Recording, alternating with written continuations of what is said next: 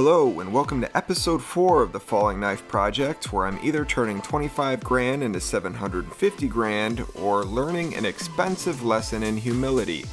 Today we'll be doing a deeper dive on the strategies, discussing backtesting and automation software, and then I'll be sharing some more results. Quick reminder, this is for entertainment only, this is not financial advice, and I'm taking an absurd amount of risk doing this. So with that out of the way, let's get to it.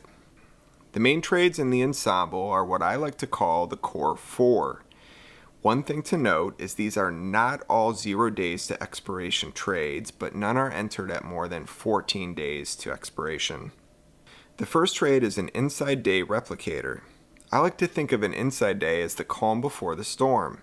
Others might think of it as a coiled spring trade. Wrong spring. Still wrong. That'll do. An inside day is when today's price range, meaning today's high and low, trades completely inside the previous day's range. It's kind of like the market takes a breather on an inside day. Inside days can indicate consolidation, and a bigger move can sometimes follow once price breaks above or below the inside day's range. So for instance, if yesterday a stock traded at between $100 and $105, and today the stock traded between $102 and $104, today would be an inside day and may indicate a breakout with a larger move once the $102 and $104 levels are breached. Now, I'm not playing inside days exactly to the book, but I believe my inside day trade works because of this thesis. So I'm trying to catch the market right before the energy gets released.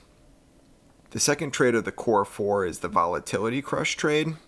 The theory behind this trade is that when VIX drops overnight, implied volatility comes down, making long volatility, or buying options, which is what we're doing, relatively inexpensive. So there's a tendency for the market to see wider ranges when VIX gaps down overnight. Now, the only problem with this trade is sometimes the only thing that ends up getting crushed is my account balance. I've sized this trade too large in the past and it caused significant drawdowns.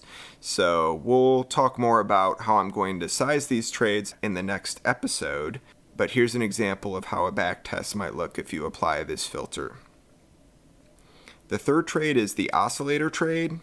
This trade looks to capture the market's tendency to move consistent distances, up or down, over specific periods of time. Price action tends to move in cycles where momentum carries the market a predictable amount before resetting. The oscillator trade is designed to take advantage of those recurring patterns in movement over fixed durations. Now, here's the thing. Out of the core 4 strategies, I consider this one the ugly duckling of the group because it's simply a pattern that's observed in backtests, and I'm not exactly sure why. But I'm hoping that this ugly duckling will turn into a beautiful swan, preferably one that pays my mortgage. The final trade is the trend trade. This one's my secret sauce. I'll show you the results, but the recipe's staying locked in the vault, at least for now. So that's the core 4. Now, I know some of you might be looking for the exact trade mechanics, and if that's the only thing you're after, this might be where our paths split. My goal isn't to hand out cookie cutter trades, it's to share how I approach the market so you can take the ideas, test them, and make them your own. Think of it like I'm giving you the blueprints and materials, and you get to decide how to build the house. That said, if you do have questions, drop them in the comments, and I'll try to point you in the right direction. On the topic of backtesting and putting in the work, the backtesting and automation software I use is called Oscillator. There's other backtesters and automation out there that work pretty well, but for me, Oscillator has always been the most intuitive, especially on the backtesting side of things.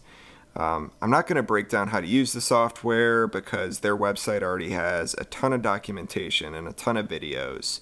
The guys over at Oscillator were kind enough to hook me up with an affiliate link that gets you 50% off of your first year. I'll drop that link in the video description in case anybody wants to check it out. Now let's take a look at more results. It's been a little over a week since our last results when we were down about $2,800. Since then, things got worse. I actually drew down $3,500, and at one point it was looking like correlations were moving towards 1, and there was a chance that I was going to be down about $8,000. But we trusted the back tests, we stayed the course, and we were able to claw ourselves back to being down $1,663 overall for the entire challenge. So not great, but still positive movement, so I'll take it. In episode 5, we will talk about sizing and correlation. This is the concept that completely changed the way that I think about risk and ensembling a portfolio of trades. So your likes and subscribes keep this content flowing, so hit that button and we will see you next time.